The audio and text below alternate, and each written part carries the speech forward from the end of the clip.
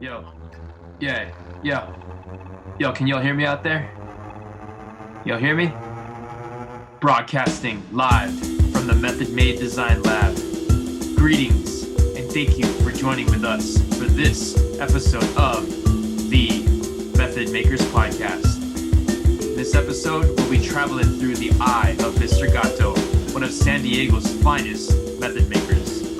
He is creatively known as Eye Gato, diving deep into the eye within the beholder of this creativity.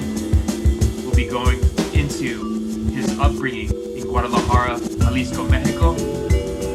More about the street cat known as Mister Gato, its connection to the aliens from space, overcoming self-consciousness, and what it's like to paint as an anonymous artist. So hold on tight and enjoy the ride into the eye of Mister Gato. Mr. Gato, thank you so much. Arigato, Mr. Gato. It's my pleasure to be here with you today. Likewise. Thank you. So, I want to start a little bit by talking about how I stumbled upon your work.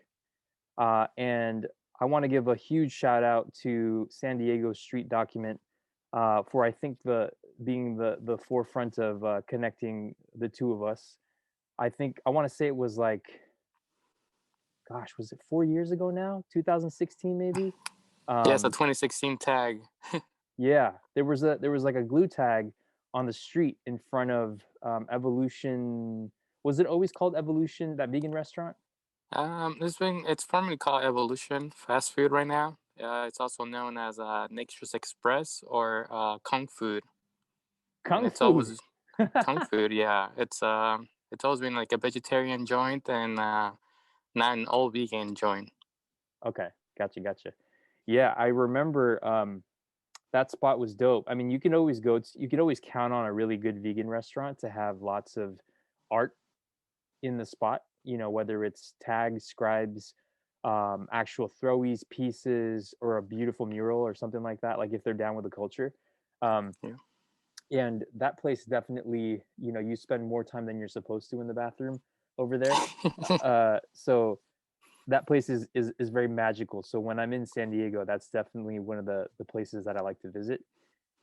This is not an advertisement for that place. This is just true admiration for the artists that vacate the vicinity and take the time to be there. So, but I remember taking a photo of my sneakers and your glue tag there, and I was like, who is, I posted the photo, didn't know who it was, and I used obviously the San Diego graph tag hashtags, and I think San Diego Street Document was the one who commented, and then from there, the rest is history. That's So, correct. tell us a little bit about yourself in terms of how you got the name Eye Gato, what inspires that, and just the story of your character and your art itself. I mean, I was been surrounded by cats my whole life. I really feel like I'm a feline myself. Like just always minding my own business, being very mischievous. As I was like just a one person, one cat. Just running around trying to like lurk and trying to find new things, new adventures. But before I got though, it was called Es Gato, which is Escato. the yeah, that's what it was for like maybe I want to say like 3-4 years, and that was in San Diego. Okay. It it wasn't until 2012 when I moved to the Bay Area, and that's when it became Eye Gato. Okay. Escato as in ESGATO or just the Just letter S. there's the letter S. It was a play on words Okay. because I'm bilingual. I'm from Mexico or Jalisco. Well, I had Jalisco, Mexico, Okay. and I was just trying to like play around like the way you say like S. In English is S, but in Yeah. Spanish it's ES. But it was also like you can say es un gato. It's a cat. So it was just been silly. It was just my early 20s been silly, and then Eye Gato came around more into like the eyeball itself and continuing, using the cats because like, I don't know, I hold a close relationship with the kitties. Yeah. But yeah, that was 2012. But it was more like I started using the symbol for the eye, as in like paying attention, being more aware of your surroundings, and trying to catch people's eyes, and trying to be more aware of like what you do, what you see on a daily basis.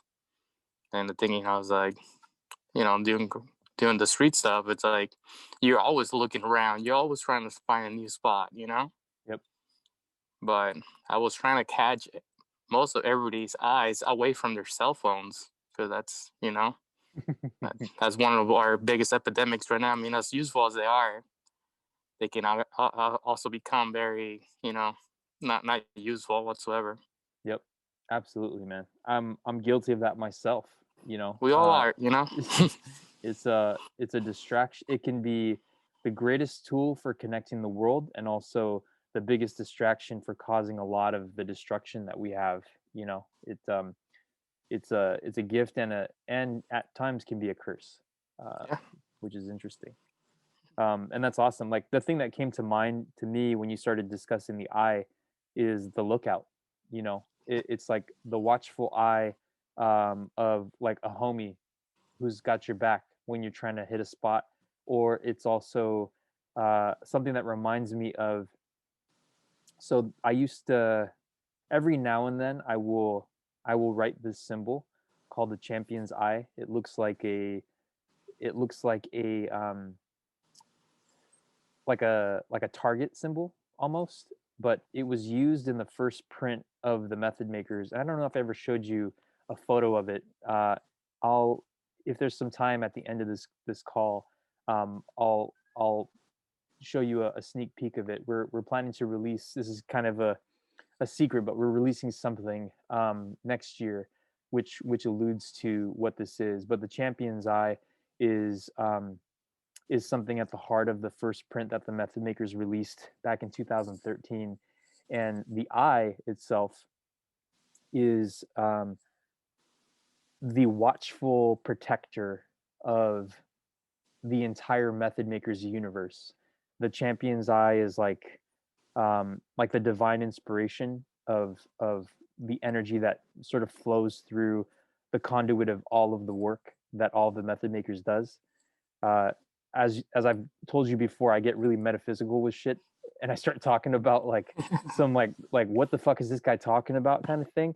And I don't really give a shit if you like it or not. I'm gonna tell you that there's some psychic shit that's actually happening when I bring folks like this together. Like, I feel like I've said this before, like Professor X and the X-Men, the guy who's got to put the thinking cap on and then like try to find all the mutants around the world to bring them together to create this one united front to fight social justice, create social change, to better humanity, to create world peace, and all of that stems from this idea of the eye. So it's interesting that your character and also how you talk about the eye and Eye Gato is connected now to a group that highly believes in the eye.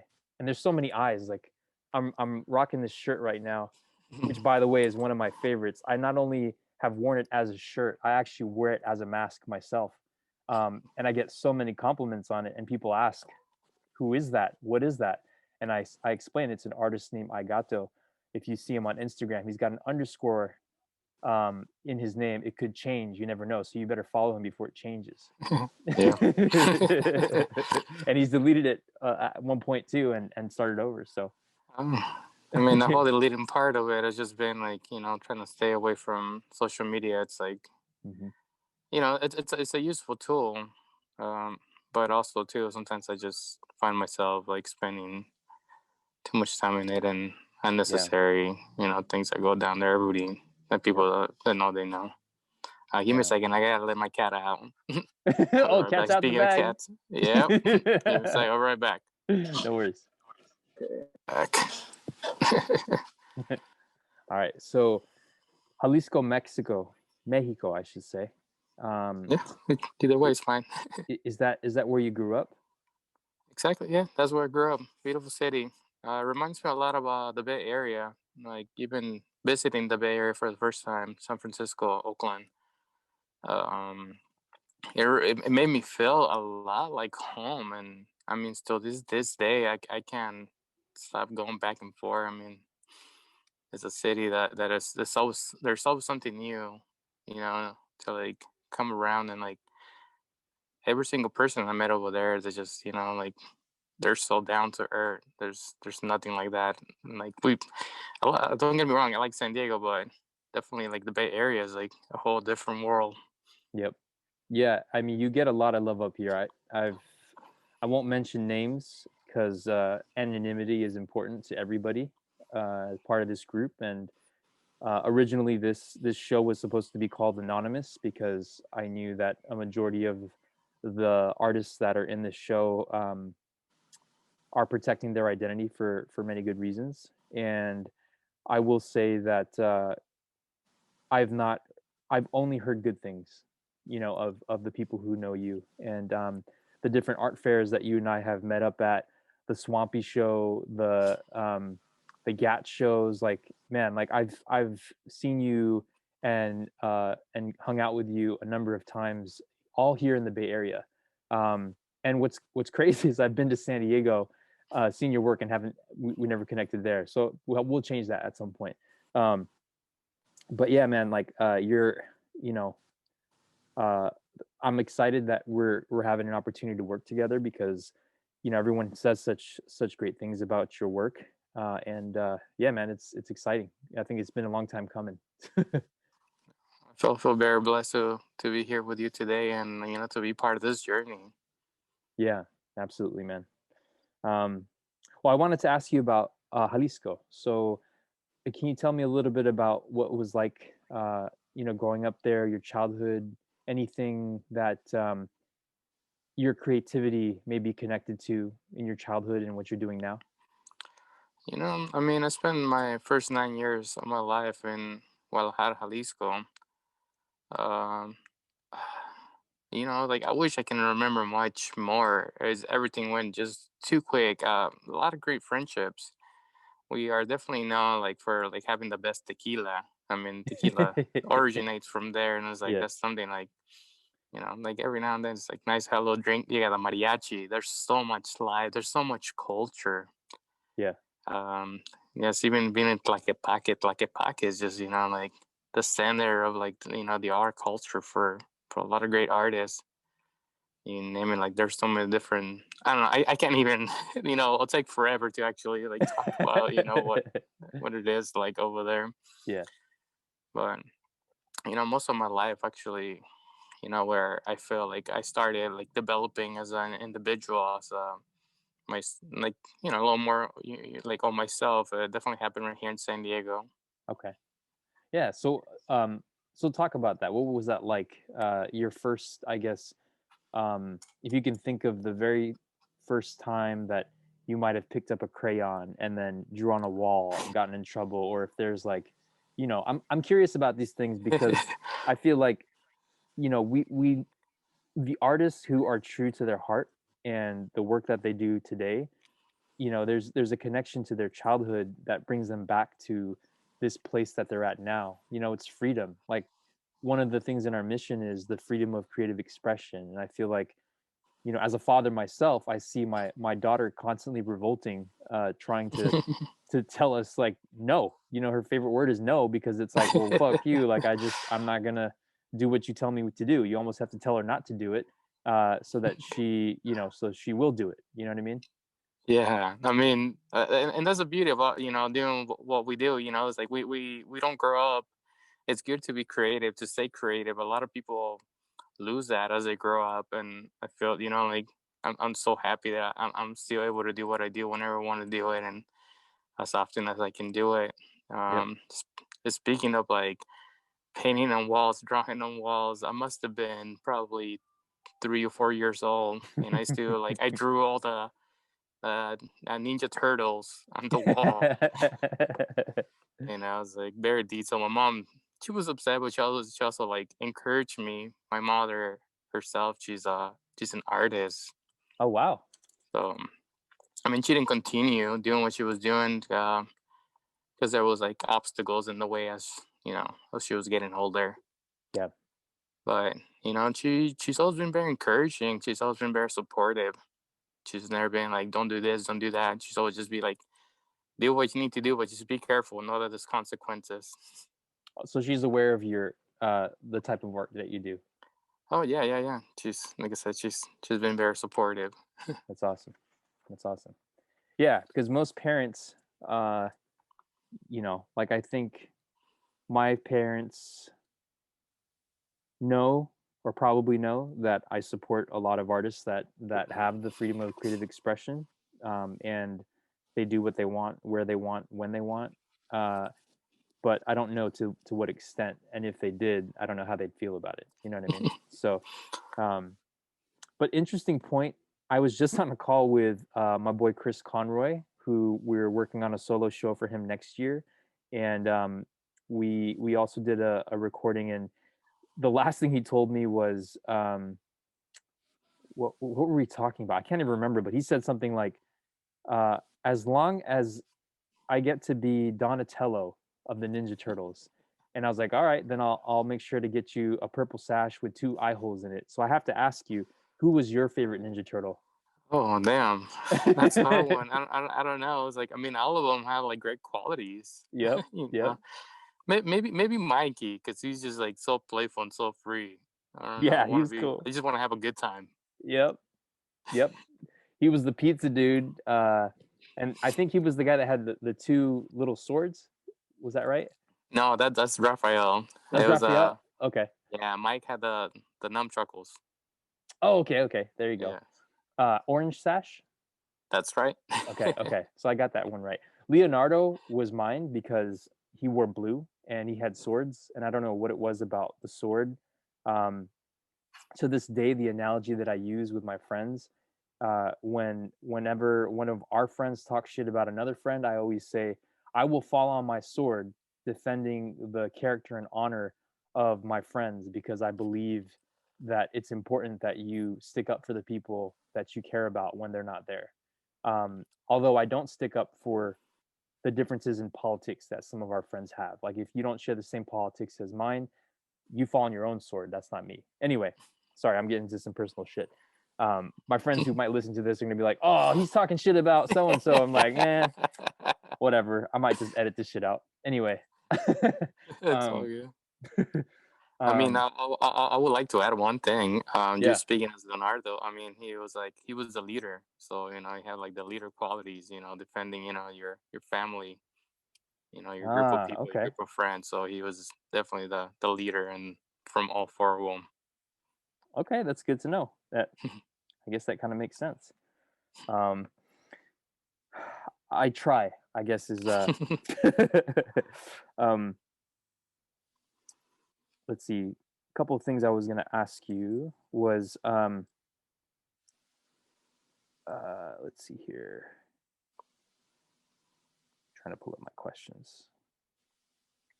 So what was your childhood like when you moved from Jalisco to? Would you go from Jalisco straight to San Diego?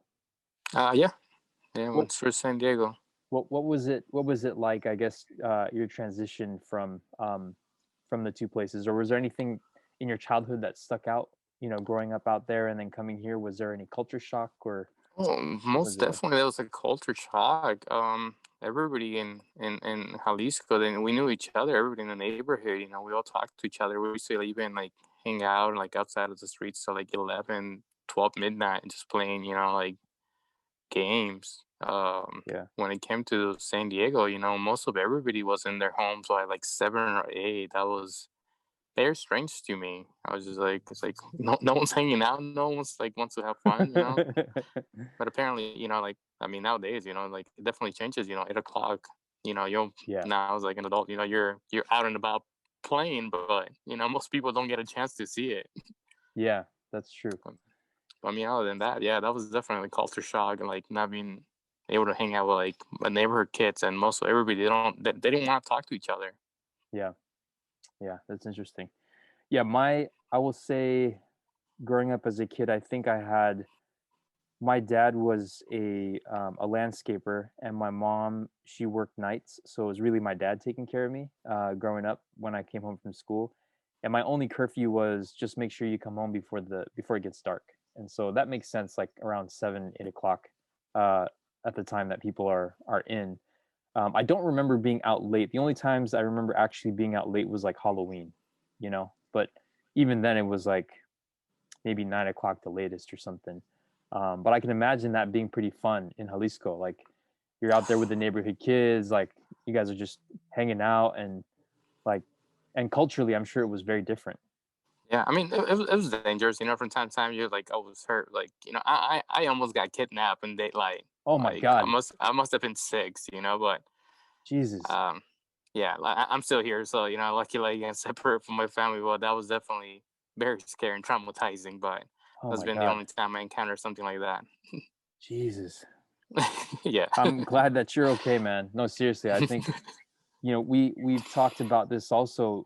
In the it might sound crazy, but in the Bay Area, shit like that is happening right now. Like child trafficking, shit like that. Like, and my wife has told me that really got to be careful. I mean, got like a 4-year-old, and obviously she's cute, so it's like really got to be cautious of everything, and always have to make sure that she's not wandering off. Like, as much as you want to give her the freedom to do so, you also have to be vigilant Yeah. about danger and stranger danger and fucking crazy ass pedophiles and shit. Anyway, I'll get on a tangent on how I Ah, feel you're about all fine. that. You're fine. I mean, it's all definitely like things that we need to speak about and be aware of. You know, like some people don't never had children or had never encountered like things like that as a serious like topic. I mean, we're so close to the border. Like I'm so close to the border that like you know this is happening. You know, like on a daily basis, and I see like you know people on my social media just like posting about it. You know, like and we all communicate about it, so you know we can be aware of like what's happening because it's like it definitely happens to children, but like also you know to like females, it's so much. You know, So crazy, dude. they can't protect themselves as easy as we as males, and we you know we gotta look out for each other, even if like you know it's like someone that we don't know. We gotta keep an eye on. Yeah, exactly. Man, that's scary, dude. Yeah, we're living in crazy times, and I know like financial burdens can sometimes lead to crazy shit, but I mean, there's also been like just the fact that there's still fucking slavery out there, man. Like there's still like social shit that's fucked up in the world that's like that. I mean, that's why we're here, right? We're trying to make a change. We're trying to Yeah, solve as much of as we can, one piece at a time, you know. yeah. Um, so I want to talk a little bit about what inspires your work. Like, how did the you talked about the mischief, the ability to do something on your own. Like talk a little bit about the gato. Talk about the cats. Um, I mean the story is developing on its own. Like it's been very subconscious over time, but it's also like you know like um just it's just looking around. The cat itself, Mister Gato, he used to be just a regular street cat, and there was this alien that came around from outside, you know, from Earth, and his name is the Abductor. He's the one that like abducted the kitty and then fused them with the Eye Gato, which is the pyramid, and that's where Mister Gato came around, and you know he fused them with an alien, and now he's like you know he's gone through several journeys, and that's where he's seeing like multiple eyes because he's always you know learning more, achieving new levels, and always you know trying to like find the best of all and trying to communicate with anybody on earth and try to like share that information, share that knowledge, and you know make people be more aware of who they are and you know coming to their roots. That's But dope, man. that's Like really making you think and question and really I like that a lot, man. And I'm glad that you're telling the story because it speaks volumes of the imagery. We like art is many times an association with up to the viewer to interpret what it means. But to hear it from the artist's voice and to hear it from your heart and talk about it, it's a beautiful thing, man. So thank you. Um, so the has Eye Gato and Gato, have those been the only characters that you've written, like when you started doing graffiti and painting in the street, or did it? Pretty sorry. Yeah. It's like pretty much has been the only aliases. Okay. There's been other like AKAs, but they've never been to this degree. It's like it's an ongoing, like thing that I'm trying to discover of myself. But I don't know, just Gato and I Gato just like really stuck to me, and it's something that's like even if I try something different, it's just this other persona, and this like I want to say it's definitely a bit of an alter ego. Yeah. It just takes over, and it's like like it keeps manifesting. There's always something new to like discover. There's something new to know about it, and it doesn't stop. Yeah. Which is I'm Absolutely. happy for. Yeah. Was there any kind of I would say the symbolism, like we talk like pyramids was the first thing that I've seen. There's a pyramid and an eye, and like even behind you there's a pyramid and an eye. The like how did you come up with the imagery? Like where did some of the influence from that come from? Well, definitely influence. I mean, Remio was a big standout in like the Bay Area for me, and I was thinking of something that was like it could be done, not just quick, but it can be popping. It'll be on its own, and it still represents both parties. I like how Remio just writes the R, and it's like it's Remio. Yep. Shout And out when to you want Remio. shout out to Remio, Yep. and like, and then when I want to do the whole name, I can do like the whole like I got to if I want to. Yep. But it was just like it's nice to have a moniker that was just like and it keeps evolving itself as well. Mm-hmm. And like the form of a pyramid it's like it's very strong, and it's like very grounding. And some people a lot of people relate it to Illuminati, which is it's like a common image to see. And I'm like, no, it's like it's more representing a strong symbol that is grounded, and creating like it's a tower that protects Mister Gato. Mm-hmm. In your part of Mexico, did you guys have pyramids also? Like I was in Cancun many years ago, and we went to Chichen Itza, and we saw the pyramids that are there. Did any of that symbolism? I try to relate to that maybe being part of something that may have come from Jalisco too, but I'm just curious. And definitely Jalisco, we don't have any pyramids, but Chichen Itza is definitely the most popular in Mexico. Mhm. Like I said, I keep discovering these things that are like they're in my subconscious, and like Mister Gato is showing me like the way to understand. Like I'm just the best will trying deliver a message, and like perhaps you are part of like that journey to help me understand like why I'm here and why I'm working with the elements that I'm working with. Yep, absolutely, man. I think all of us are on this journey together, and I agree with you that this is uh, definitely some metaphysical shit that we're all getting into, and it's just about a matter of time that we're all going to start floating without the use of a jetpack, like spiritually, metaphysically. Like we're just going to keep going and going and going. Like it's not even the sky's the limit. It's not even the universe is the limit. It's like wherever we want to go, whatever planet, whatever orbit. You know what I mean? Like it's crazy. There's so much potential, and I'm I excited strong, about all of it. I strongly feel like we're all alchemists. A little bit, a few of us are a little more in tune with it. Like even being a creative, that's part of being like an alchemist. Creating something out of nothing. Yep. And that's something I like to study. I like to figure out more. I try to understand the powers that we have within us. That like there's so many elements that are blocking that for they're blocking us to encounter and to like use the elements that will help us to be better human beings, to like not live within like the structure of a government that's like not helping us grow but to like crumble. Yep. Absolutely, man. I 180 million thousand percent agree with you that there are forces that are supposed to be helping us and overseeing the way that things are run, elected officials that are taking advantage of the system, and the people below thinking that we're not smart enough, not intelligent enough to see that we're basically getting fucked, and it's not cool, you know. And so, as much as we are about world peace and peaceful propaganda and things like that, we will not stand for, and we will not tolerate being taken advantage of, and we will say something. And I feel like, you know, with art we can do that.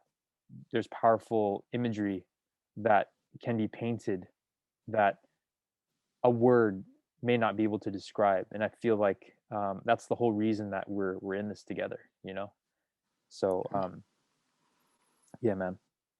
uh Shifting gears a little bit, I wanted to ask you, you know, what is your take on graffiti as an art form, and maybe um how it's viewed in society today? Like, what's your take on doing graffiti, doing art in the street, and, you know, your take on, you know, how society may see it as positive or negative? Like, what are your thoughts on that? Um, um, like being, firsthand actually doing it, definitely makes you feel different about it. And that was the beginning. It's like the toughest part of it, because you're like, you don't want to see any of your pieces being erased or being buffed or gone over or crossed out. There's so many like sort of rules that we made, within the community. Then, you have like the regular, like, bystander. I really appreciate having the chance to do what I do, because nothing lasts forever. Mhm.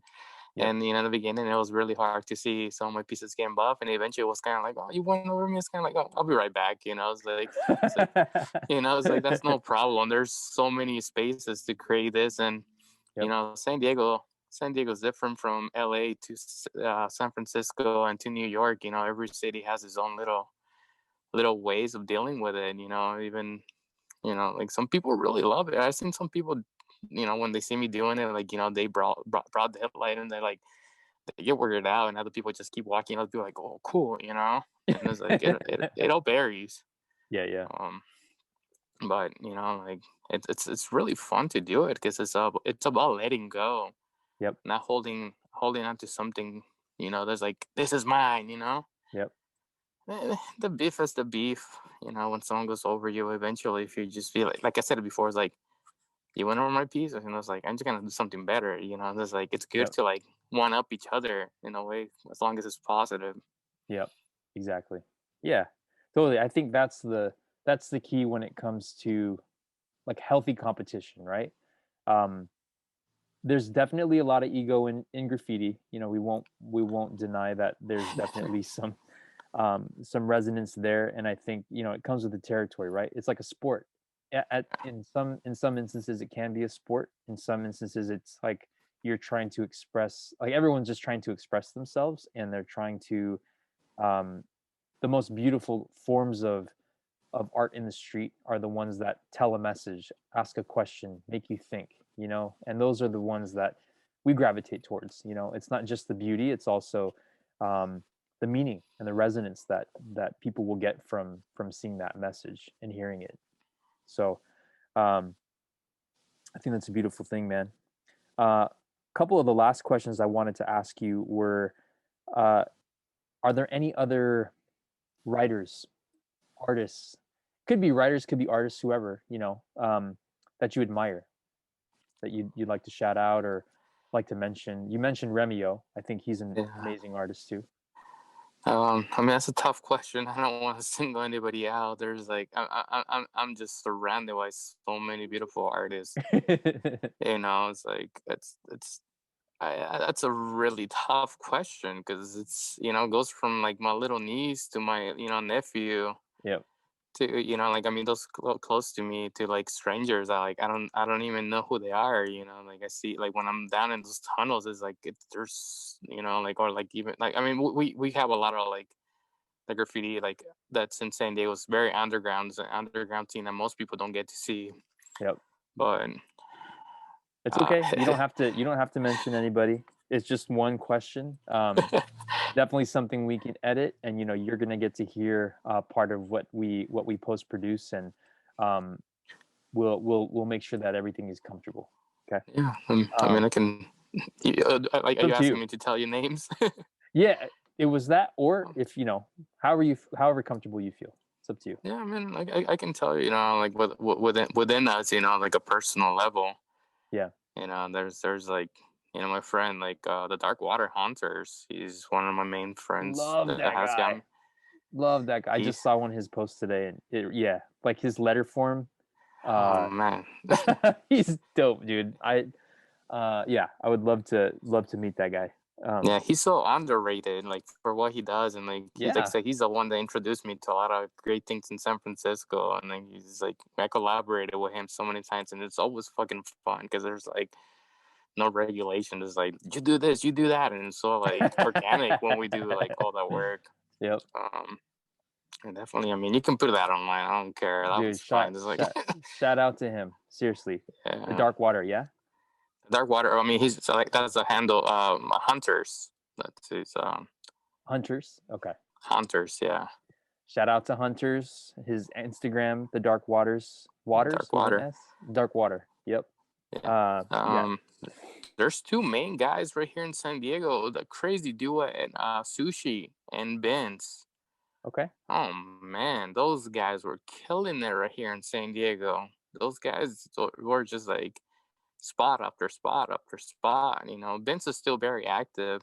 Sushi's like, laying low, but that's another person that like I met in the Bay Area, but he's from San Diego, and they're underrated. Unless like you live in San Diego, And those are the guys, and like I feel blessed to be, have like friendships with them because they're always inspiring. I mean, I just saw Sushi like a couple days ago, and he was like enjoys going out to sea fishing. He goes like to Alaska. He goes out for days, and he's Wow. like, yeah. It's like I wish I was out there. He shows me videos. I'm like, what the fuck? You're just out there. I'm just like, and meanwhile we're over here just like inland and just like San Diego's cool, but I'm like seeing what he's seeing. I'm like, whoa, like I need to be out there. Yep. Alaska would be a beautiful place to paint. I know that Doty did a big mural project in a school, I think in Skagway, years ago when we were still running the gallery in the city.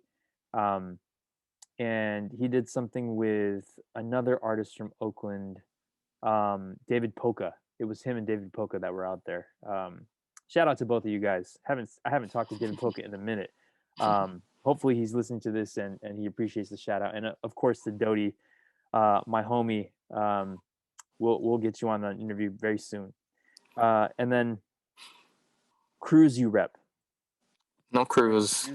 It's just it's like I don't know. I was like I like to be a solo man. I like to just like it's like that's always been one of my rules. It's like I have worked with crews before, but I never been part of a crew. Just I don't know. I like really like down anonymity and just like doing things on my own. And if I do get a chance, to like work with any of the crews, I have been invited to paint with them several times, but never even asked me, hey, you want to paint with us? It's like I was being respectful to like the San Diego graph scene, and like I'm like even from when I started to where I'm at, some people really don't go over my stuff, and I like I said, like I respect it as well. I know what's like where I'm capable of like going over and what I'm not capable of going over. Yeah. But the craft, like I've been respected. I'm a wonder. Yep. That's awesome. Yeah, that's a beautiful thing, man. You're actually in this show. There's another artist by the name of Ether One, and we just did an interview with him. He's actually a crewless artist as well. He's been painting, for almost 20 years now that I think about it. And we talked about that particular thing. It's like part of this is like I like doing things on my own, and I've never been part of a crew, and I actually like the fact that and he did mention that there would be one crew, like if they did ask him, maybe he'd be down to be put in. He didn't mention the name, and I didn't want to ask, didn't want to single anybody out, but but it's interesting, and I respect that too, because I think that there is something to be said about, you know, being out there on your own, being free.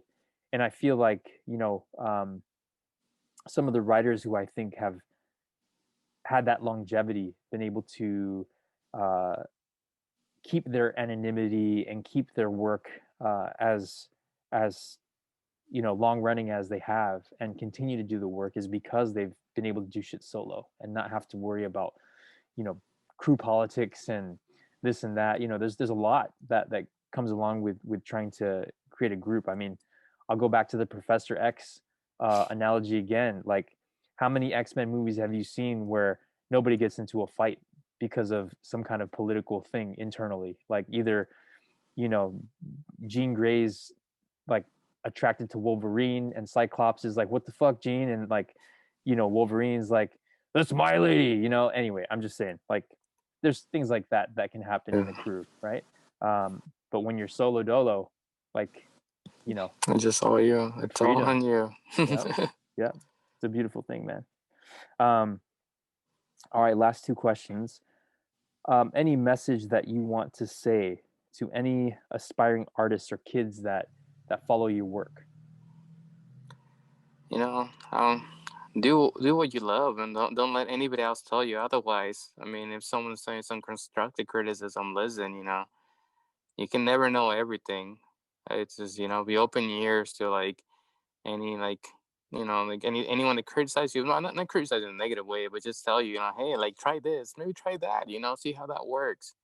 And always be open to it. You know, there's like endless ways you can create that way you want to create. And like, even if you like, you know, like doing something similar to me, like if you're mocking it, you know, it's like, if it's a star, it's a star. That's how I started, you know, like creating Yep. from other, you know, like characters, other cartoons, and then just, you know, eventually you develop your own style, and just keep try as much as you like, you know, never stop. Yep. Absolutely. Yeah, I think that everything starts from something, right? Like, you have to have, like, how does anybody learn to do what they do without practice? It's not a, like, I think that it does take God-given talent to have creativity and use it, and God blesses us with the divine inspiration to create, and it's up to us if we decide to execute it or not. For some of us, it takes more time than others. For those of us who have to work hard in order to do that, it takes a lot to be an artist and to not allow the criticisms of other people and their opinions to affect us, and not get depressed about, I don't know, people saying things like, oh, it's ugly, or, you know, that's not right, or whatever, you know. Like, I feel like Man, I've been told that so many times. You know, when I was younger, I was a little more insecure, and I didn't know what to do with it. yep, Eventually, I was like, you know, that fueled me. You know, like I never like, you know, it's like as I got older, it's like, damn, I'm glad for those people that told me that. Like, yep, you know, they always kept pushing me to, like, maybe they didn't do it like in a positive way. For me, it's like now that I'm older, I'm like, damn, I'm glad that they say what they got to say. And I have other people that tell me, like, you know, things. I was like, okay, whatever. That's your opinion. You're entitled to it. You know, I'm gonna do whatever I want to do. And sometimes, you know, they do it just like out of like, you know, jealousy or whatnot. But that's, you know, that's on them. For me, it's like I'm to the point that I'm like, it doesn't matter to me. Like, you know, I'm doing it for myself, and I'm not doing it for like validation anymore. You know, when I was younger, now it's just like, this is, you know, this is my life. This is a lifestyle that, like, you know, like for me, and it's like I'm just want to like keep growing, and hopefully, you know, I can help other people to like feel the same way, to just feel like free to do whatever they want to do, however they want to do it, whatever medium they want to do it. yep. That's beautiful, man. I like everything. I agree with every single thing that you're saying, and I say that genuinely from the bottom of my heart, because I think that, you know, there's a lot to be said about getting over those criticisms. You know, like, when my daughter grows up, I can only imagine, like, shit, she grew up and there was already Instagram, right? And, you know, cyberbullying and shit like that. Like, there's, like, imagine, like, you know, 10 years later, what social media is going to look like, and people affected by things like that, where before you had to be face to face in order to hear, you know, people saying shit about you or whatever. Now, like, things can be typed and written and discovered and digital anyway. What I'm trying to say is, it's powerful to get through that, and to pass through uh, the periods of time where people criticize you and to overcome it and then to be as strong as you can. There's a lot you can teach, even just from this alone. You're teaching me a lot. So I thank you for that, man. I'm really happy to share all this. It's like I'm not gonna lie. I'm a bit nervous, to speak. Like my mind. Yeah. But I'm also, like this is part of growing. It's part of like trying to understand myself better and try to understand each other better. And I'm very thankful to be here with you today. Likewise, man. I will tell you that criticism from the people who hate on you can definitely be fuel. On a personal note, that's been me. There are people, like I said, I spent over 2 decades working on getting to the point where we're in the design lab. You're on the Method Makers podcast, and a lot of this stuff would not be possible if the people who were super critical about the things that I was doing, who questioned my motives and who thought that I was full of shit, or I'm never one to say that my shit is clean and that I've not made mistakes in the past. And people who will hear this will say, yeah, I know who Neil is, and blah blah blah. like they'll say shit about me or whatever. That's great. Why don't you come on the podcast? We could talk about it. That would be hilarious, actually. But yeah, this is not about me. I will say though, having a show like this and meeting extraordinary people like yourself, man, it's inspiring. It's what gets me up super early in the morning and pumped and ready to go. And man, I just the fact that we get to sketch. And by the way, I want to give you some time back because I forgot we were supposed to sketch before we started, but we're getting close to the hour, so it's up to you if you wanted some time to do it, or if we can always do a follow-up session. In fact, I'm actually trying to get our entire crew that is in that that private group that we have for the social distance show. If we can find a time, we're spanning across, like I mentioned, from Portland to Peru. That's how big of a show we have, in terms of around the world. So maybe we'll save it for that because I should get back inside. But last thing I was going to ask you was any last thoughts, message. I think you did mention to, we talked about the youth in the last thing, but anything you want to say, any last things? Mr. Gato, you have 1 minute. I mean, the thing I would like to say to anyone and everyone, never stop creating, never stop believing in yourself, always push others to do the best they can. And, even if you don't know them, even if it's a stranger, share a smile, share a hug, always be the best that you can be, no matter what, because, we all in this, together to try to make it better for each other, and encourage possibility, be positive, and tell someone that's yeah, that looks great, damn, that you can do a little here, look a little there, Yeah, share anything that you can. Like I said before, it can even just be a smile. You can turn someone's day around by just smiling. It doesn't cost you anything. yep. It will even make you feel good. Yep. Yeah, and people look better when they smile, right? Everyone looks better when they smile. I mean, yep. Yeah. Absolutely, man.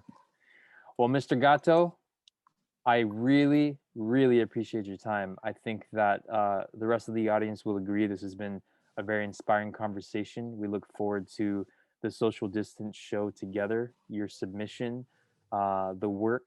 I'm sure if you guys are online previewing this, I hope that this explains a lot of what you're seeing on the site. Shout out to San Diego Street Document. I will never stop giving props. Shout out to everybody in San Diego, everyone in Jalisco, Mexico, who might be listening to this, watching this, all the kids out there. Never stop believing in yourself. Do what you love. Make sure you smile and have a blessed, blessed day. Mr. Gato, much Thank love, you. my friend. Much love. Oh, I got to get a photo for the gram. Hold on. Let's see. We got to get this one because we got two cats in the bag, 2 cats in the mask. I got to wipe the lens off. Here we go. All right. There we go. Oh, one more for the story shot. Hold on. The eyes, I love it. All right, my friend, Mr. Gato. It's been a pleasure. Likewise. I'm sure we'll catch up very soon. Will do. Keep rocking it, man. Stay at the top of that pyramid, my friend. Keep it strong. Keep it strong. All right, Neil. Thank you for everything. Always, brother. Right. Take care. Take care. I'll see you. See you.